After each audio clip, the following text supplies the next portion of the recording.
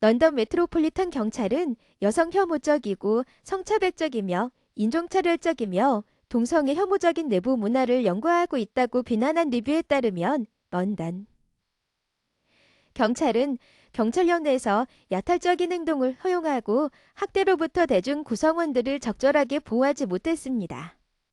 화요일에 발행된 363페이지의 루이즈 캐시 보고서는 매트는 여성 직원이나 대중을 가정폭력의 경찰 가해자로부터 보호하지 않았고 성적 목적으로 자신의 지위를 남용하는 사람들로부터 보호하지 않았습니다.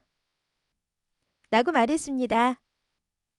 매트가 여성과 소녀에 대한 폭력이 우선이라고 말했음에도 불구하고 그것은 심각한 폭력과는 다르게 취급되었습니다.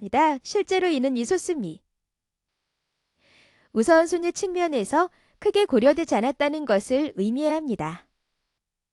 마크 롤리 경찰청장은 화요일 비기 후 성명을 통해 경찰이 검토 결과를 완전히 수용하며 이에 대해 조치를 취할 계획이라고 말했습니다.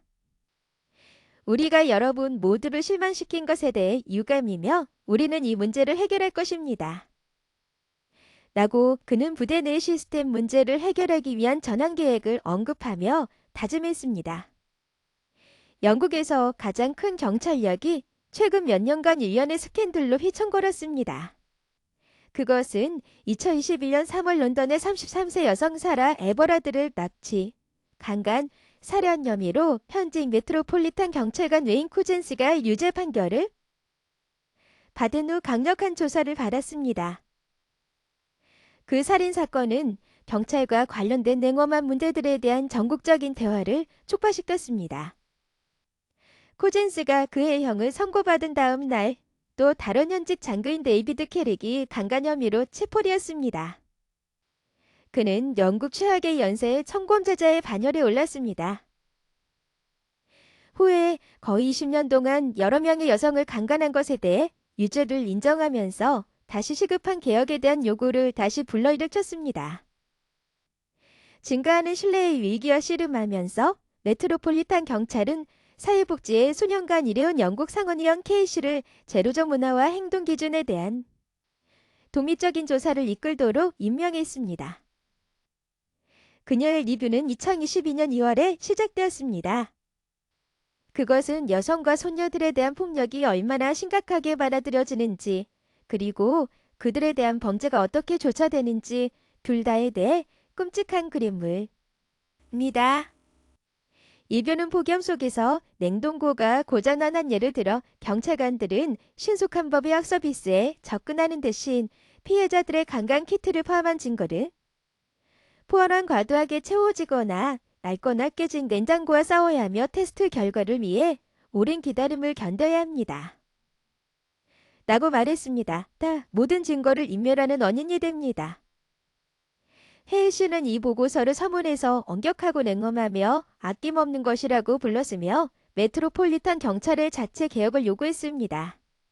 하지만 그녀는 경찰이 그 직업에 해를 끼치고 차별하기 위해 그들의 힘을 사용하기를 원하는 포식자와 괴롭히는 사람들을 끌어들일 수 있다는 것을 완전히 받아들였고 그것이 직면한 상황의 심각성을 이해했다는 것을 확신하지 못했다고 덧붙였습니다.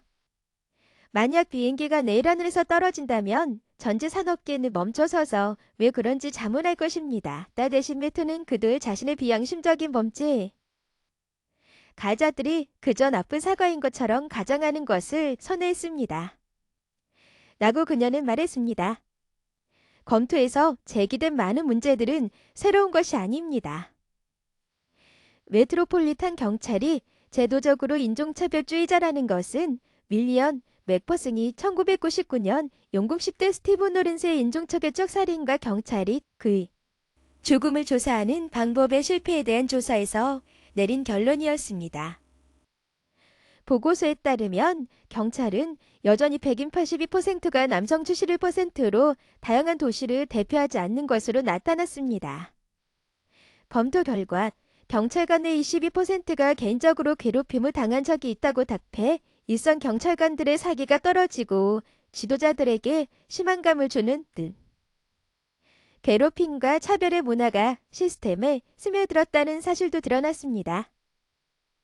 K씨는 한 무슬림 장교가 자신의 사물함 안에서 부채에 베이컨을 쑤셔놓고 있었고, 시크교도 장교는 수염을 깎고 있었고, 다른 장교는 터번을 신발 상자에 넣었다고 밝혔습니다. 이 보고서는 목소리를 내는 것이 환영받지 못하는 문화를 설명했습니다.